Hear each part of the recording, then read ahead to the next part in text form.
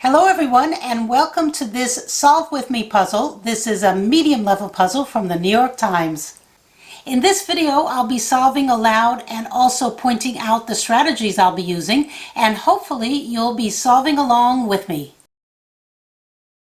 Okay, I'm going to start by scanning across all the rows and columns starting with the number 1.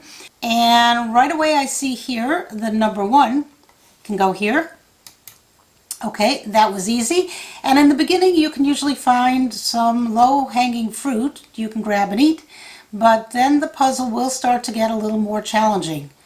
At least it should, since it's rated medium.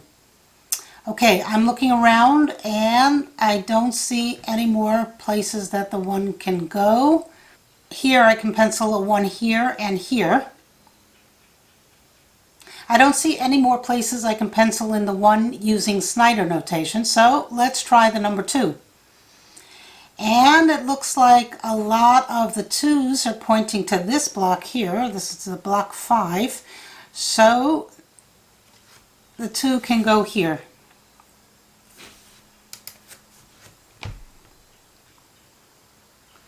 Is there anywhere else I can place a 2?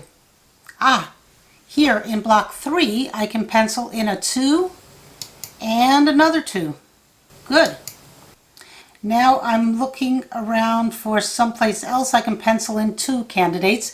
The candidates are the little numbers, and I want to find a block where the number can go into 2 cells and only 2 cells in a block. That's called Snyder notation. Okay, I'm looking for some more places I can put the number 2. And I don't see any, so let's move on to the number 3. And here, a 3 can go here. Definitely some low-hanging fruit over there. And now I can place the 2 here. Okay, so now that's the beauty of Snyder notation. Remember, I penciled in the 2 into those 2 cells. And now that one of those cells is a 3, the other one has to be a 2. Okay, and then here in block 9, I can now place a 2. Did you see that? Okay, let's look across. Can we do anything? So now I can pencil in 2's here and here. Okay, let's keep looking. I don't see any more places a 2 can go. I may be missing something, but let's go ahead and move on to the number 3. And right away I see a 3 can go here. Okay, and so now I'm going to place the 3.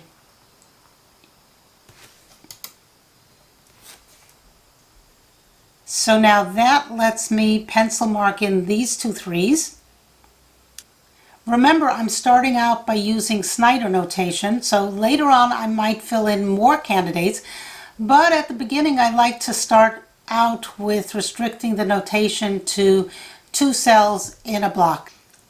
Later, if I need to, I'll fill in more candidates. Okay, here in block 4, I can pencil in a 3 and a 3. Okay, I don't see anything else I can do with a 3, so let's move on to the number 4. Here in block 6, I can pencil in these 2 4's here and here, and now I have a 3-4 matching pair here in block 6, and that can be very useful, but let me finish up trying to place the number 4. Okay, here we go. I can place a 4 here in block 8, more low-hanging fruit. And now that lets me pencil in 4's here in block 5. Okay. And now I have what are called type 1 locked candidates. You can see here in block 5, the 4's can only go here in column 4. And we can't have a 4 in column 6 because of this 4. So the only place a 4 can go in block 2 is here in column 5. This is called block line elimination. I covered this in lesson 9 if you want to learn more about locked candidates. So now I can pencil in 4's here in block 2. Okay, let's look around some more, and I can pencil mark in these 4s in block 1. Okay, I don't see anything else I can do, so let's move on to the number 5. And I see here the number 5 can go here. That's the low-hanging fruit. And that 5 helps me place this 5 in block 8. And then I can place another 5 here in block 9. And here in block 6, I can pencil mark in a 5 here and here. I don't see any. Oh wait, I can place a 5 here in block 1, right? And that helps me to pencil mark in 5s here in block 4. Okay, I don't see anything else, so let's move on to the number 6. And it looks like there's only one 6 given in the whole puzzle, and it's not helping, so let's move on to the number 7. Here in block 2, I can pencil in 7s here and here. Does that help me with block 1? No, it doesn't. Oh well. I don't see any place else I can put a 7, so let's move on to the number 8. And here in block 8, I see we can place an 8 right here. And now that helps me to place an 8 here in block 5. And now I can pencil mark these 8s in here, block 6. And I see an 8 can go here in block 1. And that means I can pencil mark in these 2 8s.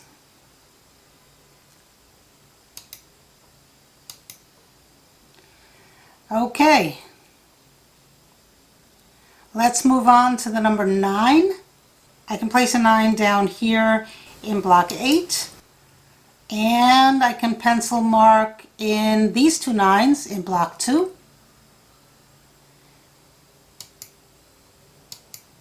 And now I have a matching pair again, a 7 and 9 matching pair. And also these are locked candidates. They're locked in row B, so there can't be any more 9s in row B. And there can't be any 9s in row C because of this 9, so the 9 has to go here. And since I had pencil marked in the 4s into 2 cells, and one of them now is a 9, the other has to be a 4. Okay, so you can see how taking the time to use Snyder notation really helps later on, sometimes. Okay, I don't see any other places to put a 9, but I just noticed that block 8 has only 2 cells left in it. So I can easily fill in those by counting, and let's see what's missing. It's a 6 and a 7. So we have a 6 and 7 matching pair, but there's a 6 here in the same column, so this can't be a 6, it has to be a 7, and therefore this cell is a 6. And now that resolves this 7-9 matching pair in block 2. This can't be a 7, so it has to be a 9, and then this cell is a 7. I have 4s here, and now the 6 is still missing from block 2, so I can fill in the 6s. Great, so 4, 6 is missing from block 2, and also column 5. And I just noticed that this row has only one number that's missing, and it's the 1, so let me fill that in. And I can get rid of this 1. And now I can pencil in 1s here in block 9. Let me see what else is missing in this row. The 6, right? I can place that in. And the 7. So I have 1, 6, and 7 here in this bottom row. Okay. I know I'm jumping around a bit here, but sometimes if you see something you want to write it down so you don't forget it later. So let's pencil in all the candidates here in block 9. This cell can also be a 6 and a 7. So block 9 is missing 3 numbers, the 1, the 6, and the 7. And in this row we're still missing the 6. That can be penciled in here in block 7. And also 7s can go here. So now I've deviated from the Snyder notation. I know that. Sometimes I can't help myself and I end up filling in more of the candidates, but it also helps me to see more clearly what's missing in a row or a column. Looking around, I see this, I missed this here. Since there's a 1 in this row, then the 1 can only go here in block 3. I guess I missed that. You probably saw that. So what's left is a 6. Now I have a 6-8 matching pair here in block 3. So that means this can't be a 6 since the 6 has to go in block 3. So this must be a 4, and then this is a 6. I just noticed the 4 here in row C, so I could have solved that before. How many of you caught that 4 in row C? And now there's one cell left in row C, and using counting, it's the number 7.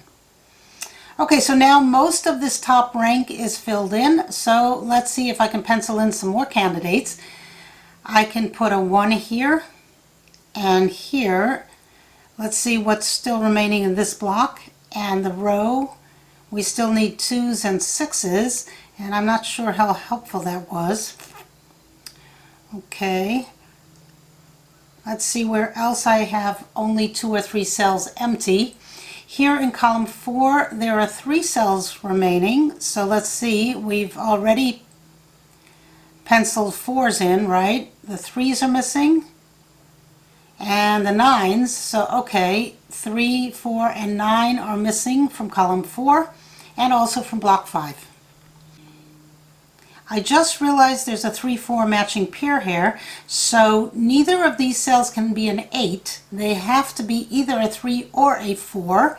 So the 8 has to go here, and I can get rid of this 8. I should have seen that before. And now looking at this column, column 9, we can't have an 8 here in block 3 since I just placed an 8 here. So this must be a 6, and then this is an 8. And so now I can get rid of this 6 down here. That still doesn't help me with this bottom row. Looking down column 7, there's a 1 here. So I can get rid of this one. And now that does it. Now the only place a 1 can go in this bottom row is here. So this is a 1. And it's also the only place a 1 can go in block 9, so that works out nicely. Okay, I just noticed a 7 in column 3, so I can get rid of this 7. Does that help me? Let's see what else I can do. I can put a 2 here and a 2 here. I'm not sure how this will help me. I have 2s down here and 2 up here. Not sure. Okay, I see in column 9 there are only 2 cells remaining, so let's go ahead and fill those in. We're missing 7s and 9s, but this cell can't be a 7 because of this 7, so this must be a 9. And this is a 7. So now I can pencil in 7s here and here. And now this can't be a 9 anymore because of this 9. So let's get rid of that. And that leaves us with a naked single, the 3, which means these can no longer be 3s. So let's get rid of these.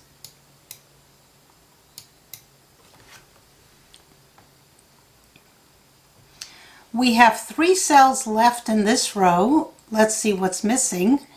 We're missing a 1. So let's pencil that in, and we're missing the 6, and we can get rid of the 3 because of this 3. So we have 1, 5, and 6 remaining in this row. Here in column 8, I have 3 cells remaining. Let's see if I can do something with that. This can't be a 6 because of this 6, so the only place a 6 can go in this block is in this column, either here or here. So let's pencil mark that in. We are missing a 1, 5, and 6 in this column, and this cell can't be a 1 or a 6, so it has to be a 5. So this cell cannot be a 5, which means in this row, this has to be the 5. What else can I do? Well, here in column 1, there are 3 cells remaining. Let's take a closer look to see what's missing. The 2 is missing. It can go here. And the 6 is missing. It can go here. Not here. And here. And the column is missing a 7, but we can't have a 7 here or here, so the only place a 7 can go is here. So now we're still missing a 2 and a 6, so the 2 can't go here, so this has to be the 2, and this is the 6. So now this cannot be a 2, and this cannot be a 2. They can only be a 1 or a 6. So now this can't be a 6, so it has to be the 1, which means this is the 6. In the same row, we had a 1-6 matching pair, so once I place the 1, the other has to be the 6. And so now this has to be the 1 again. It was a 1-6 matching pair in the same block, so once we place the 6, the other one has to be the 1. If I go across the row, I'm still missing a 3, so this can't be a 3, and this can't be a 3, so this cell has to be the 3, and then that makes this a 4, and now that resolves this 4-9 matching pair, and so now this has to be the 9, and then this is a 4. And so now this can't be a 5, so it's a 2, and then this is the 3. And now there's only one cell left in the block and in the row, and it's the 9. And now this can't be a 2, so it has to be a 6, which means this is a 7, and now the whole puzzle is unraveling really nicely. And so now let's go ahead and put this is a 2, which means this is a 6. Are you following? And now this makes that a 7, and now this is a 6, and this is a 1, and the puzzle is done. I'll be doing some more lessons and some more Solve With Me videos, so make sure to subscribe so you don't miss an episode. I hope you enjoyed this video, and I hope you learned something.